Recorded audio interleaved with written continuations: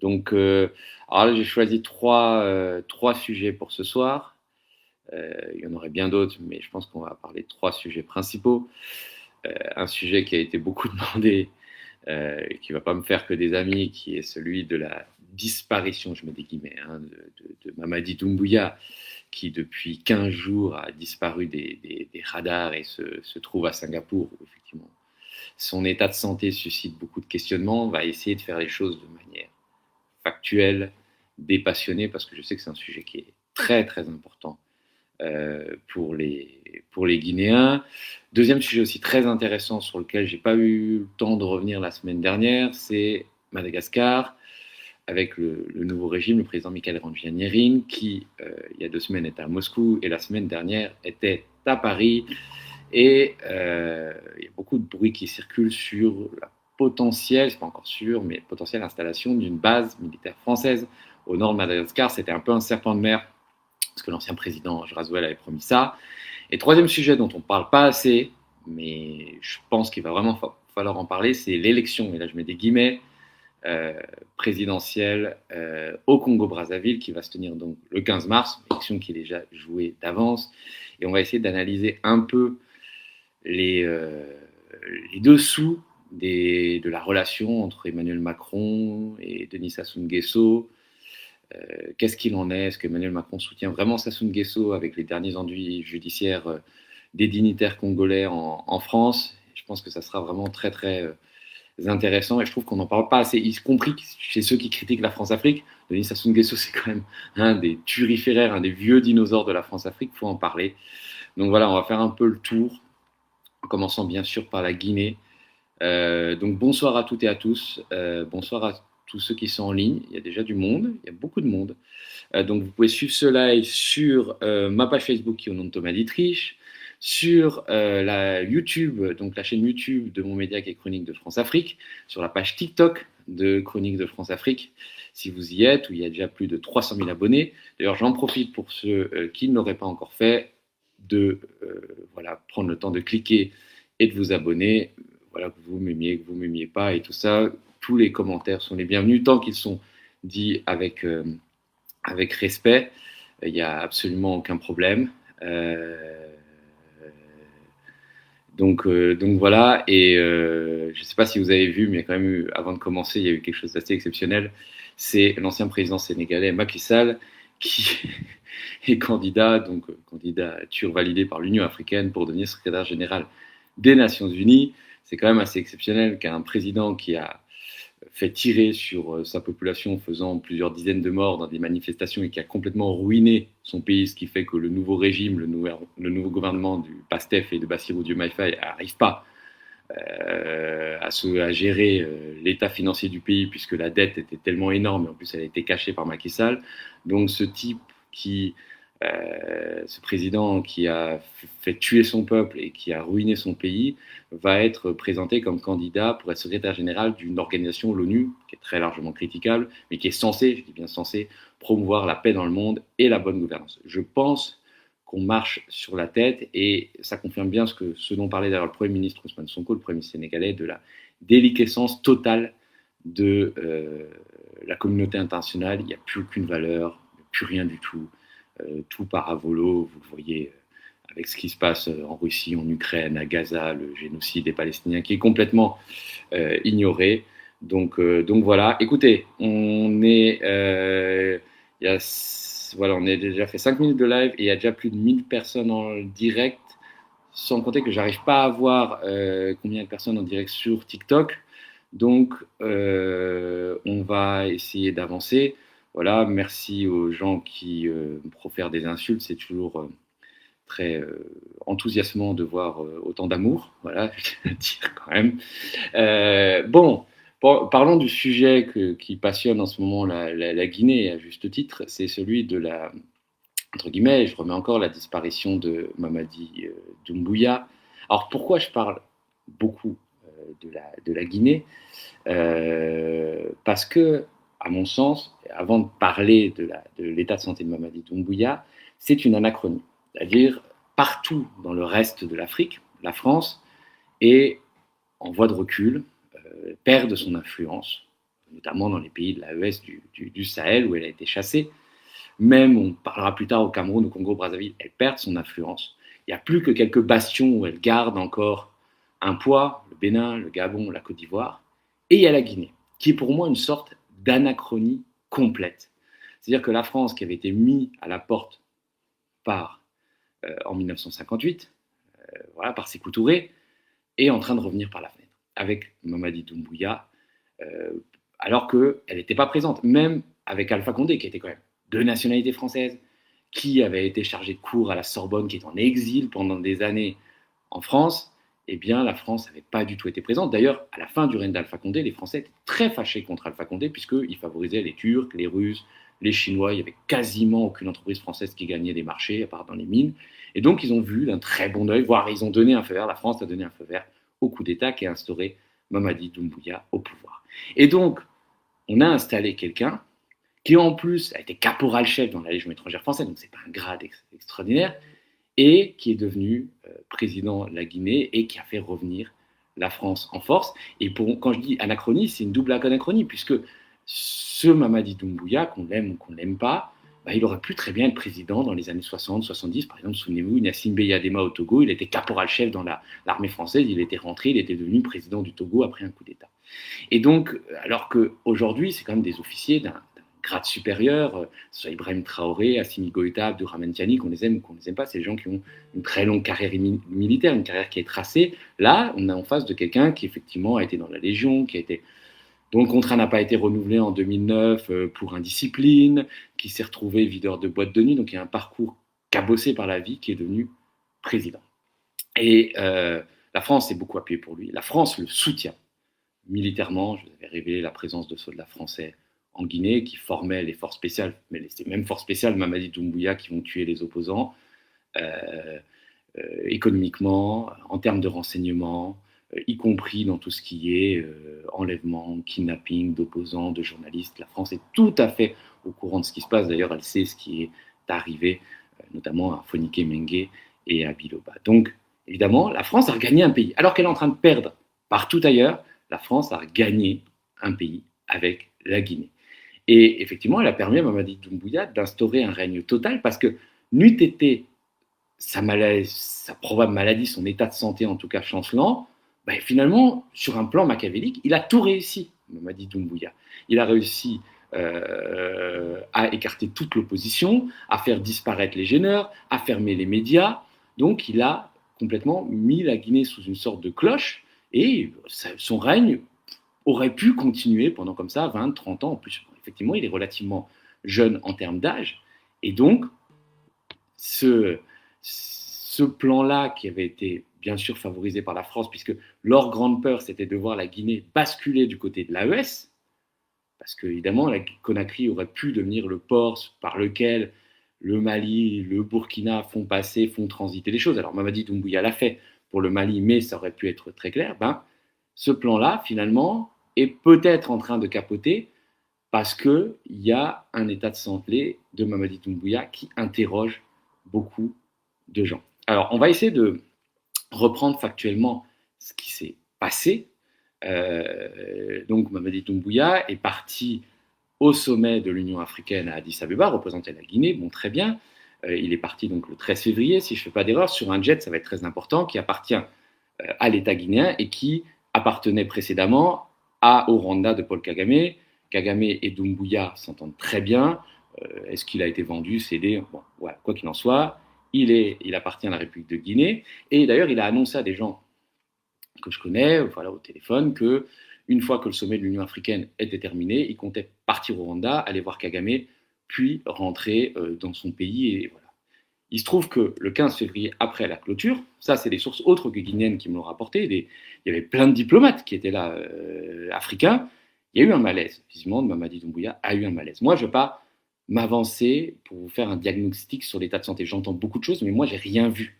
Rien vu, je n'ai pas vu un document officiel qui me fait dire que Mamadi Doumbouya souffre de telle ou telle pathologie. Et finalement, ce n'est pas ça le fond du problème. Le fond du problème, c'est qu'il ne puisse plus assurer la gouvernance de la Guinée et qu'il soit aussi inféodé à des intérêts français. Donc le 15 effectivement, il fait un malaise. Pendant une journée, évidemment, on cherche des solutions avec Lauriane qui est présent. Il y a aussi son aide de camp, le fameux commandant Kilo, qui est là. Et puis, le 16 au soir, ils partent à Singapour sur ce même jet qui appartient à la présidence guinéenne. Ils volent, c'est ce que je vous ai révélé. Normalement, les transpondeurs sont coupés, ça veut dire ils coupent le transpondeur du jet, sauf que j'ai réussi à le localiser et à prouver qu'il était donc arrivé le mardi 17 février, donc il y a 15 jours, ça fait 2 semaines, à Singapour, où depuis, ce jet-là n'a plus bougé. Voilà. Alors, qu'est-ce qui s'est passé, effectivement? Pourquoi il a choisi Singapour? Il y a plusieurs raisons à ça. Déjà parce qu'il y a des très bons établissements de santé à Singapour, d'ailleurs souvent meilleurs qu'en France. Et par ailleurs, il y a quelqu'un qui s'appelle M. Sun Yushun, que le commun des Guinéens ne connaît pas forcément, mais qui est un personnage très puissant, puisque c'est le grand patron, il l'appelle le commandant en chef du consortium SMB Winning. SMB Winning, ils sont présents dans la bauxite, premier producteur du pays, environ 50% de la production de bauxite de la Guinée. Ils sont présents dans le fer avec la mine de Simandou. Donc, c'est quelqu'un de très puissant. D'ailleurs, il est consul honoraire de Guinée à Singapour. Et je sais que c'est eux qui ont permis l'évacuation là-bas de Mamadi Doumbouya, en sachant que Singapour, c'est un État, entre guillemets, policier, très autoritaire. Donc, il n'y a rien qui va fuiter. C'est ça aussi l'avantage. Parce que si vous j'ai beaucoup entendu l'histoire, on va l'emmener en France. Il est à l'hôpital américain de Neuilly. Il est au Val-de-Grâce. Alors, quand j'entends ça, le Val-de-Grâce, ça fait 10 ans qu'il est fermé.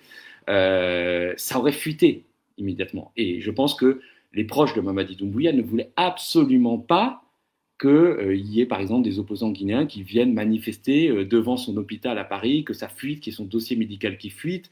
Ils voulaient avoir tout sous contrôle. Donc, c'est pour ça qu'il y a eu ce choix de Singapour. Souvenez-vous que, par exemple, en 2009, quand Omar Bongo s'est fait hospitaliser, il n'est même pas allé en France, il est allé à Barcelone pour plus de calme, et il est décédé là-bas, et on n'a pas tout de suite annoncé son décès, le temps que la France, et les oligarques, le régime gabonais prépare sa succession et installe son fils Ali à sa tête. Et donc depuis, il y a une sorte de chape de plomb d'Omerta, personne ne communique sur l'état de santé de Mamadi Doumbouya. C'est pas quelque chose qui est propre à la Guinée. Regardez, nous en France, les gens ne s'en souviennent pas, et moi-même j'étais pas né, mais vous aviez un président qui s'appelait Georges Pompidou qui a succédé à Charles de Gaulle, et en fait il était malade, il était très très malade, il souffrait d'un cancer, et en fait il est mort au pouvoir, et pendant des mois on a caché son état de santé, le fait qu'il soit incapable de régner. On a aussi caché l'état de santé de François Mitterrand qui avait un cancer, sauf qu'aujourd'hui on a l'ère des réseaux sociaux, et puis par ailleurs, c'est pas quelque chose qui est habituel chez Mamadi Doumbouya. Chez Paul Biya, président du Cameroun, bon, on sait que le type, il va aller passer 9 mois de l'année à Genève, qu'il va disparaître pendant des mois. D'ailleurs, Paul Biya, demain, il peut mourir. Ils vont tranquillement préparer sa succession. Ça peut s'apprendre que 2 mois après. C'est-à-dire qu'il n'y a pas une présence quotidienne. Alors que Mamadi Doumbouya, on sait qu'il n'aime pas sortir de Guinée. On le sait. On sait que souvent, il va, par exemple, quand il allait rendre une visite à Alassane Ouattara, l'été dernier, il devait rester 2 jours, il me semble, et il a écourté son séjour pour ne pas passer la nuit en Côte d'Ivoire, à Abidjan, et rentrer directement à Conakry parce qu'il a peur qu'on profite de son absence pour le renverser. Et donc, moi, au départ, effectivement, moi, j'ai pas du tout à me réjouir ou pas me réjouir de l'état de santé de Mamadi Doumbouya. Je vous révèle des informations. Et au départ, bon, ça pouvait ne pas être inquiétant. Peut-être qu'il y avait juste un check-up médical.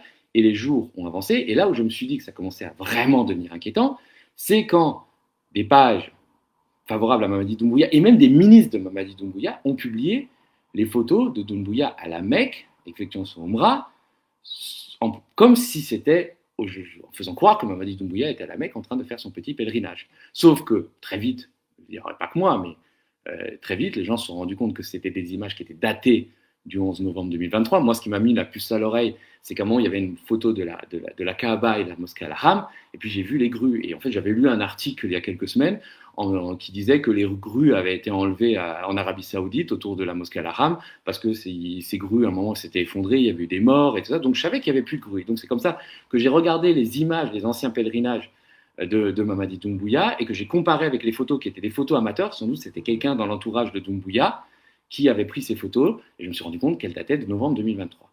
Donc je me suis dit, et je pense qu'on est beaucoup dans ce cas-là, que comme Mamadi, en fait, si vraiment il n'y avait absolument aucun problème, le gouvernement guinéen aurait communiqué, aurait sorti des photos, un message de Mamadi Doumbouya. Alors là, on a fait croire que Mamadi Doumbouya était à un endroit à la Mecque en train de faire son pèlerinage, ça veut bien dire qu'il semblerait qu'il y ait quelque chose à cacher, et effectivement, cette absence interroge vraiment, surtout que à Singapour, d'après mes informations, ils sont très peu dans l'entourage de Mamadi Doumbouya. Il y a Lauriane, son épouse, qui rencontre directement aux Français. On en parlera après du rôle des Français. Il y a le commandant Kilo, son aide de camp, et puis il y a 2-3 personnes. Dire qu'ils sont très peu. Dire que si demain il devait se passer quelque chose, il y a très peu de gens qui pourraient être informés, ce qui pourrait être un avantage pour ceux qui veulent préparer une succession et s'assurer que ce soit le bon camp de l'armée qui prenne le pouvoir. Et il n'y a aucune communication. D'ailleurs, il y a eu des photos qui sont générées par intelligence artificielle de Mamadi Doumbouya sur son lit d'hôpital. Elles sont fausses. On le voit très facilement. Il suffit que vous passiez les photos à un détecteur. Il y en a plein en ligne d'intelligence artificielle pour vous rendre compte que les photos qui sont prises en ouvrant tranquillement la porte, tout ça, elles ont été générées par IA. Non, il n'y a pas de photos de Mamadi Doumbouya. Moi, je sais qu'il y a un problème de santé, mais je peux pas vous dire dans quel état il est, voilà, de quoi il souffre, dans quel hôpital il est. Il est simplement à Singapour. Et je peux vous dire que en France, ça panique. Parce qu'évidemment, la France, elle avait trouvé son poulain avec Mamadi Doumbouya. Et là, ça commence à, pour le dire trivialement, à flipper sévère. Ils se disent que si demain il y a un coup d'État dans l'armée et qu'il y a un type qui vient comme Ibrahim Traoré, un militaire des GFS ou autre, ou du Bata, qui dit on prend le pouvoir, Doumbouya a été un valet de la France, abat la France et vive l'AES, comme ça a été le cas par exemple pour Ibrahim Traoré quand il a pris le pouvoir, ça sera accepté par la population qui, effectivement, sait que la France est complice des exactions du régime guinéen et des exactions de Doumbouya. Et ça, la France, elle en a très peur. C'est pour ça qu'à mon avis, elle veut contrôler, elle veut être au courant. Et effectivement, il y a un canal par Lauriane Doumbouya. Moi, au départ, j'étais très réticent quand j'entendais des trucs Lauriane Doumbouya est une espionne, elle a été placée là. Non, ce n'était pas une espionne, c'est une simple adjudant-chef, maréchal des logis-chefs dans la gendarmerie française. Donc, c'est pas quelqu'un qui a un rôle, effectivement, qui connaît son mari, qui est ensemble avec son mari depuis très longtemps, qui est devenu première dame. Il y a un lien sincère entre eux, sauf que ces derniers mois, à la faveur de l'état de santé qui se dégrade de Mamadi Doumbouya, elle est devenue de plus en plus irremplaçable. Elle joue un rôle politique de plus en plus prononcé auprès de son mari, parce que son mari lui parle beaucoup, et je sais que elle a pris un poids politique de plus en plus important, notamment avec Djiba Diakité. Ils forment un peu un duo, qui est le directeur de cabinet, et ils essayent tant bien que mal de gérer le pays, puisque Mamadi Doumbouya, à certains moments, ne semble plus capable de le faire. Évidemment, elle est aujourd'hui auprès de son mari.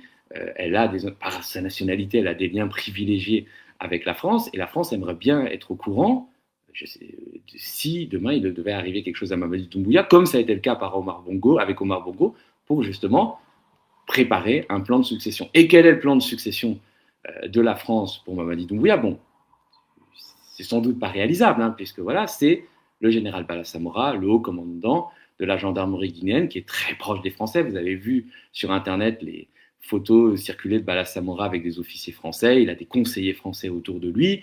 Sauf qu'évidemment, ce qui sera quand même difficile pour Bala Samora, même s'il a eu un GIGN, même s'il a eu des équipements, c'est de vaincre les forces spéciales. Voilà, on n'est absolument pas sûr que les militaires de l'armée régulière et des forces spéciales accepteront qu'un gendarme comme Bala Samora prenne le pouvoir. Donc voilà, il y a vraiment une panique à Paris. Et il ne faut pas oublier une chose, c'est que dans le consortium SMB Winning, juste en dessous de M. Sun, le milliardaire singapourien qui a favorisé le transfert de Mamadi Doumbouya à Singapour, vous avez Fadi Wazni, qui est le patron de la SMB, la société minière de Bokeh, donc plus grand producteur de bauxite de Guinée, patron d'UMS Logistique, donc milliardaire, qui d'ailleurs détient aussi une usine d'alumine en France, à Gardanne. Et Fadi Wazni est un très très proche de la France. Donc lui doit aussi avoir des informations de première main pour peut-être permettre à Paris de garder la main sur la Guinée. Parce que encore une fois, c'est complètement très surprenant d'un point de vue géopolitique, c'est complètement anachronique ce qui se passe. La France se fait chasser de partout, mettre à la porte, elle perd de son influence et elle revient en Guinée.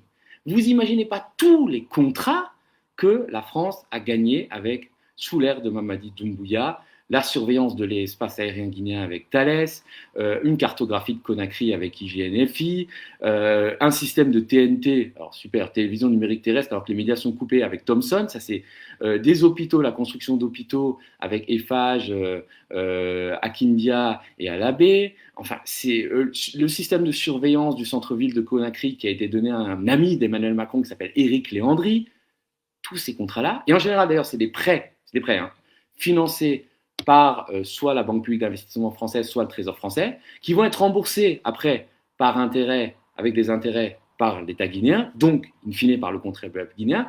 Tout ça fait en sorte que finalement la Guinée se remet pieds et poings liés avec la France, et c'était le rêve des Français. Vous savez, la blessure, alors les gens sont plus violents, mais la blessure de 1958, pour certains Français, elle est énorme, c'est-à-dire la Guinée avait dit non au général de Gaulle. D'ailleurs, il y avait un autre pays qui avait dit non, c'était le Niger, mais ils avaient retourné, en fait, ils avaient truqué les bulletins pour que le résultat soit inversé et que finalement le Niger accepte de rester dans la communauté du général de Gaulle. Mais en gros, la Guinée et le Niger avaient dit non, et on se souvient très bien comment la France, avec Foccart, avait tenté de déstabiliser la Guinée par la suite. Donc, ce qui arrive avec Doumbouya, c'est une sorte de karma pour les Français, pour les militaires français. Ça pousse pour qu'on collabore, quels que soient les crimes de Mamadi Doumbouya. Parce qu'on est au courant des crimes. Et ça, c'est ça qui me met en colère. Moi, à un moment, je vais vous raconter une histoire sur l'affaire de Fonikè Mengue et de Biloba. J'ai discuté en off avec les officiels français, voilà, notamment au Quai d'Orsay. Et j'ai fait part des informations que je savais, à savoir que Biloba et Fonikè Mengue et Omar Sylla sont décédés sous la torture au bagne de Fotoba. Et il faut savoir que la France a dit ne rien connaître, qu'elle faisait confiance à la justice guinéenne pour rétablir la vérité. Et à ce moment-là, il y a quelqu'un qui m'a dit que, et je dispose des preuves que je pourrais transmettre à la justice le cas échéant, que les services français avaient débriefé le pilote du bateau qui avait conduit, donc le pilote militaire du bateau des forces spéciales de la marine qui avait conduit Bilo et Fonikè à Fotoba. Et quand ils étaient arrivés à Fotoba, voilà les mots, parce que je m'en souviens très bien, visiblement c'était déjà fini pour Omar Sylla. Et ensuite, pour ne pas laisser de traces, ils se sont débarrassés de Biloba. Donc les Français sont absolument au courant des crimes, des disparitions. Quand vous avez Habib Maran Camara qui est enlevé et qui est interrogé au haut commandement de la gendarmerie. Au haut commandement de la gendarmerie, il y a 2 conseillers militaires français qui sont présents. Donc les Français ne peuvent pas ignorer, ils sont même complices en termes de renseignements pour maintenir coûte que coûte ce système. Le problème, c'est que la tête de ce système est en train de vaciller et il y a des signaux qui effectivement posent question, notamment ces photos à la Mecque, l'absence de communication du régime. Vous avez eu effectivement une sortie du conseiller de Mamadi Doumbouya qui s'appelle Tirnouba, qui a dit que Mamadi Doumbouya est en train de faire un check-up à l'étranger, donc du coup il n'est plus en train de faire son Omra, il est en train de faire un check-up à l'étranger, il va rentrer au milieu de la semaine, on verra, quoi qu'il en soit, pour l'instant c'est pas le cas, il n'y a pas de signe de vie, et effectivement ça pose des questions. Et il y a un autre signe qui a été très intéressant, c'est ce fameux jet qui est arrivé dans la nuit de samedi à dimanche à Montpellier, dans le sud de la France.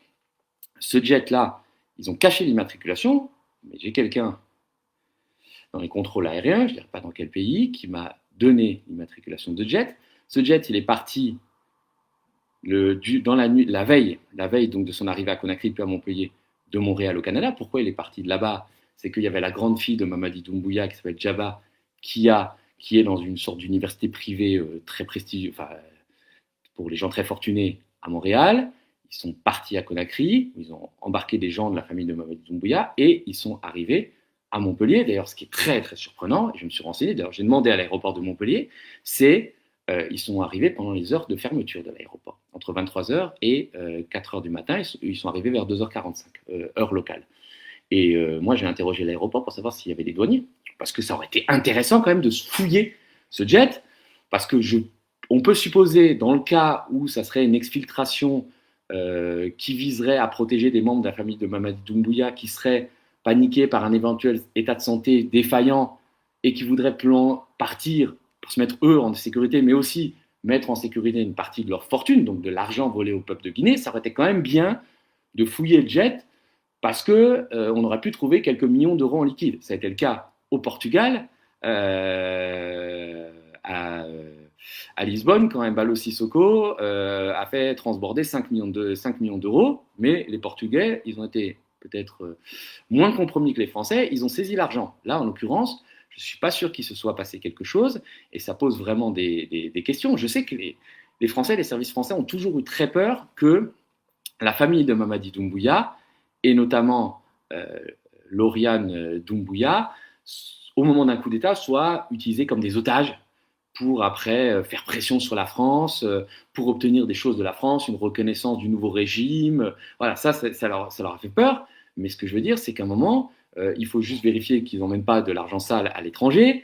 Et par ailleurs, il faut aussi vérifier que écoute, tout ce qui, comment dire, les responsables des éventuels crimes de la junte rendent compte. On a vu qu'en octobre dernier, quand le président de Madagascar, Ange Radzoel, a été renversé par la foule, c'est la France qui est venue à son secours avec un avion militaire. Donc effectivement, cet atterrissage nocturne de jet à Montpellier, et pourquoi Montpellier?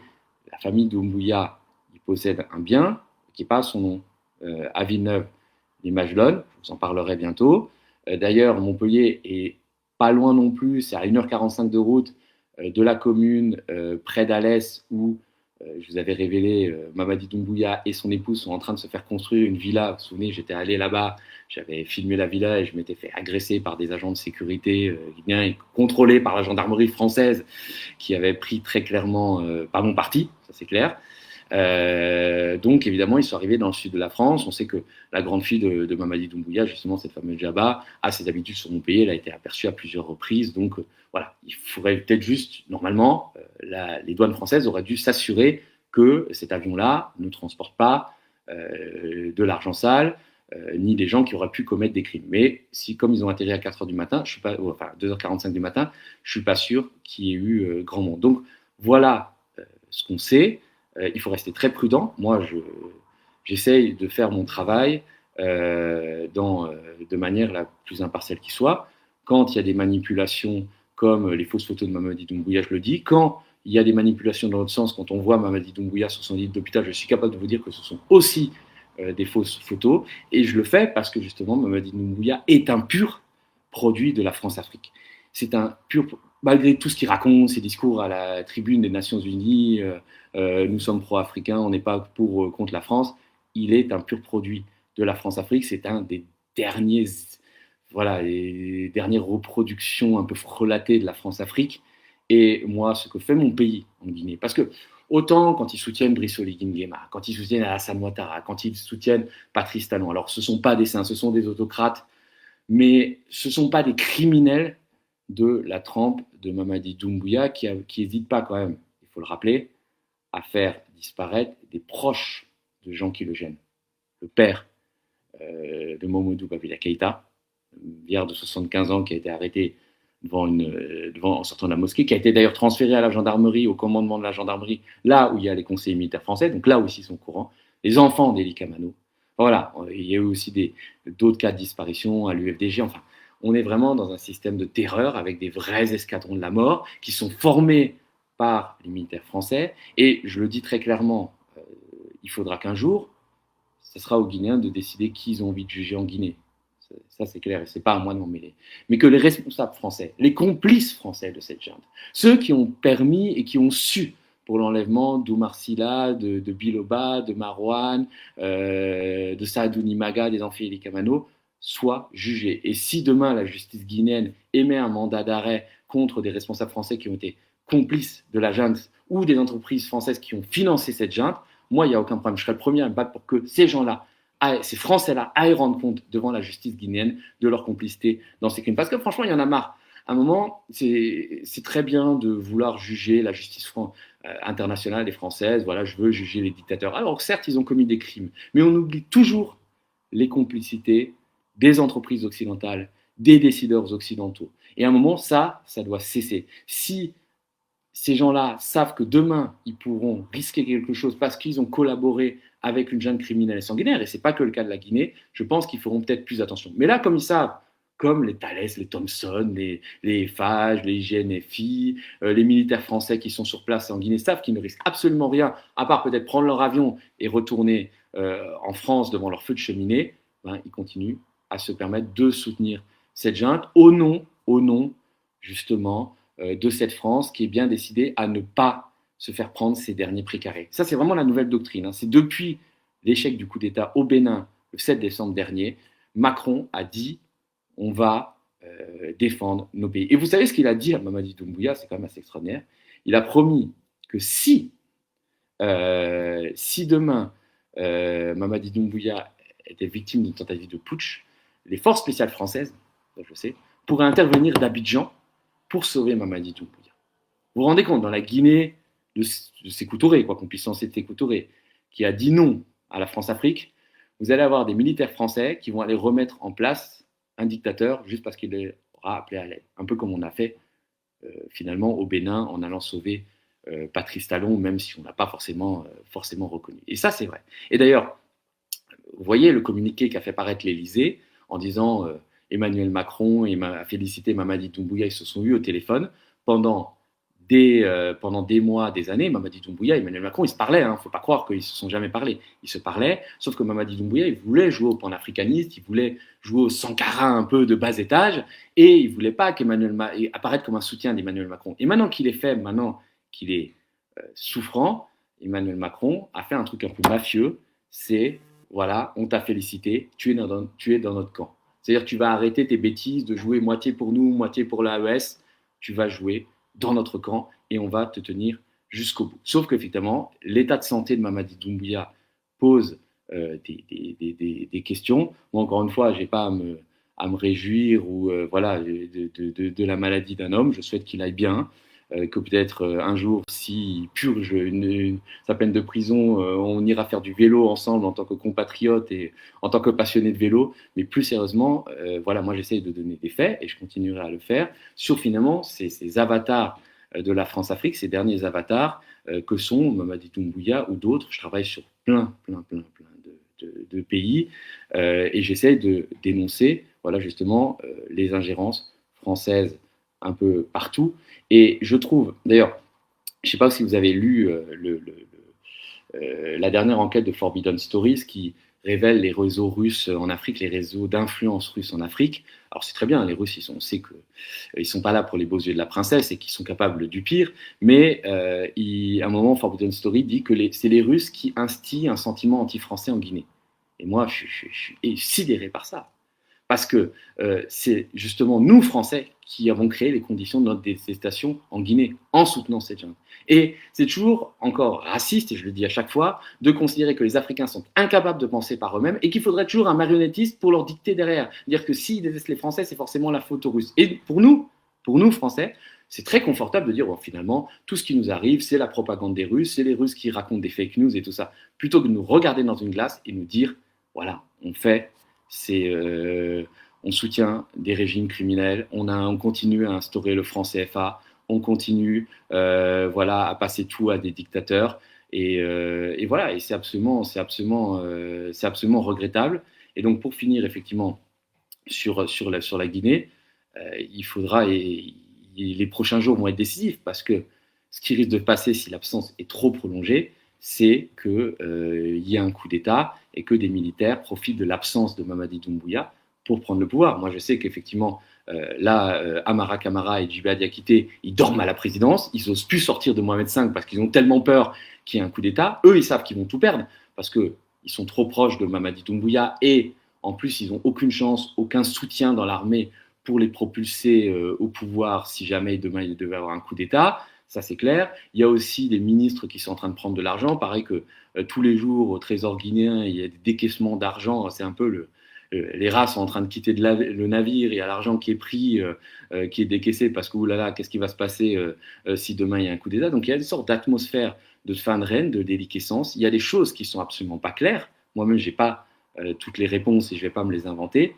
On verra. Qui vivra verra. On verra ce que ça va donner, mais il faudra faire très attention parce que je peux vous dire qu'à Paris, on va tout faire pour essayer de pousser un plan B si Mamadi Doumbouya demain décède ou s'il est incapable de régner pour justement mettre au pouvoir un militaire qui soit favorable à Paris ou au moins qui ne soit pas hostile à Emmanuel Macron. Ça sera effectivement très important. Et ce jeu-là, la France, elle a peut-être un avantage avec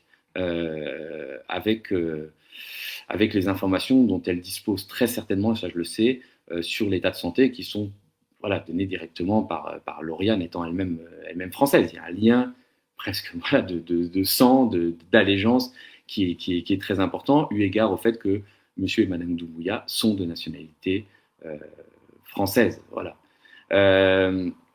Donc, je pense qu'on a fait un peu le tour. Je sais que vous êtes extrêmement nombreux en ligne. Franchement, ça fait plaisir. Je remercie même les trolls qui sont là et qui insultent. Et tout. D'ailleurs, on se demandait tout à l'heure avec mon épouse, mais c'était qui la femme mariée que j'aurais séduit en Guinée et dont le mari m'aurait traîné en justice et qui m'aurait fait fuir la Guinée. Je serais très curieux de connaître la réponse parce que c'est quelque chose de très intéressant. Je suis assez sidéré des inventions qu'on fait pour me discréditer. Moi, je fais juste mon travail de journaliste. Travail de journaliste indépendant. D'ailleurs, si vous voulez soutenir mon média Chronique de France-Afrique, vous êtes tout à fait libre de le faire. Je vais continuer dans le respect de la déontologie, du sérieux journalistique, du secret des sources aussi, parce que, évidemment, je ne peux pas tout révéler, parce que je mettrai certaines de mes sources en danger. Et oui, on a appris que j'étais arrêté en Guinée. Non, alors je sais pas si je vois pas tout, forcément. Pour faire un peu l'historique, moi j'ai été expulsé 2 fois de Guinée. J'ai été expulsé de plein d'autres pays différents, donc 6 pays en tout, mais j'ai été expulsé à 2 reprises de Guinée. La première fois c'était en 2020. Souvenez-vous, il y avait Alpha Condé qui avait fait un référendum pour changer la constitution et se présenter au pouvoir. Il y a eu les manifestations du FNDC qui a été très durement réprimées. Et moi, j'avais couvert ces manifestations-là. Je ne sais pas si vous vous souvenez, peut-être certains, j'avais été un peu molesté par les forces de l'ordre devant la pharmacie Amdalaï sur l'Axe, et j'avais été expulsé le lendemain.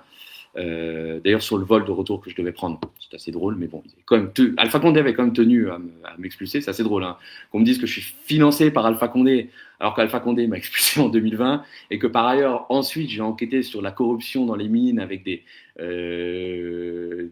hommes d'affaires français, notamment Anne Lauvergeon, Xavier Niel, qui avaient investi dans une mine de bauxite en Guinée.